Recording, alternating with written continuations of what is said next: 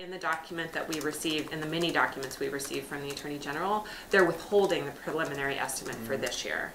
So even though they have that information, they're indicating they can't release it. They have it, Right.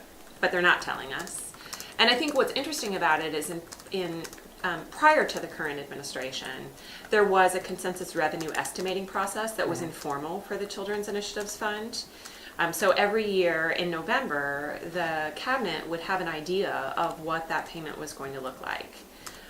But for the past 2 years, last year, they didn't reach a consensus, and so no estimate was released. And this year, there was just no estimating process. We just had a number. I mean, there's really no indication of where that number comes from, whether that number is correct.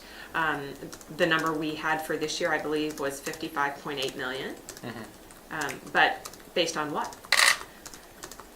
And where did that come from? That's an Like, excellent. who told you 55 million? I think we used the number from last year's budget.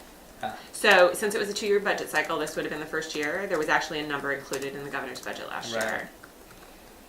But there's no documentation to support whether or not that is in fact an accurate estimate.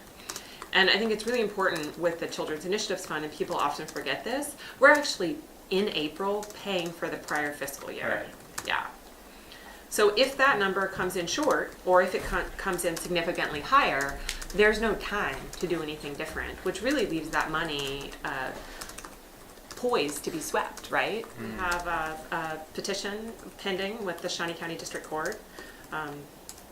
We're about 10 months into this process, and of course this information was important last year, and we'll be in the same position this year, absent that information, where we'll find out after the check comes in what those revenues actually look like, and have to deal with the situation with lawmakers where there will be very little time to spare Right. in terms of the actual decision getting made.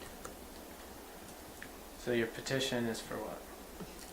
So in essence, the petition was around the open records requests and getting all the information we requested. At this point, we'll be focused on that preliminary estimate, but time is of the essence. I mean, if months go by before we actually get that court date, the chances of getting that preliminary estimate are, it won't matter when we get. I mean, I think that's the issue here.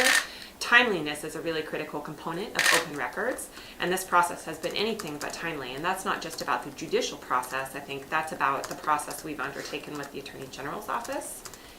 It literally has taken weeks to process each open records request. We've paid for the preparation of those records. In the case of the last open records request, it was probably 2 months from beginning to end to get those documents.